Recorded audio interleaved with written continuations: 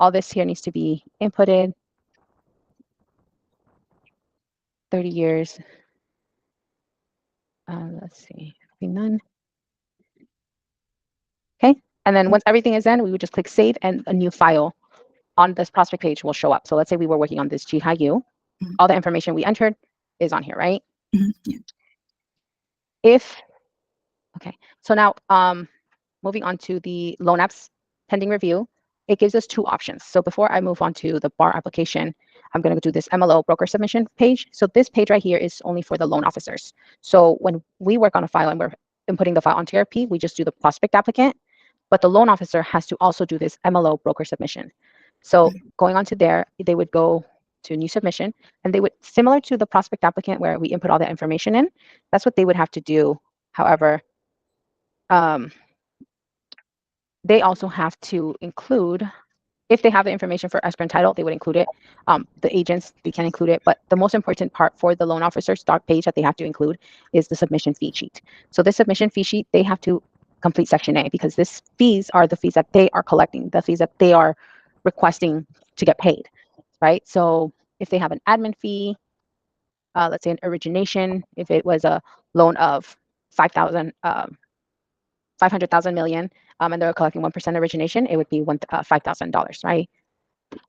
Sorry, processing fee and the underwriting fee. So if they don't complete this section here, we are to assume that they are not collecting. So let's say right here I put admin fee, and let's say they left it as they left it blank and they included this, right? If they come back and say, oh, well, why am I not collecting admin fee? Well, because they didn't input it on here, because on here it's not showing there, right? So this is a way for us as processors to go back in and verify their fees. So for example, this, let's say this Rena Rue, the loan officer completed it as much as he could. We're able to view the fee sheet that they inputted. So in here, it's only showing that they're collecting processing and underwriting, right?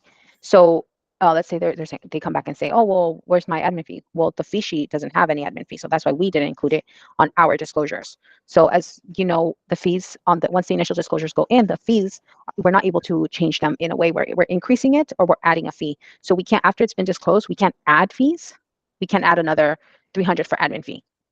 We can't increase this processing fee from $9.95 to $14.95, for example.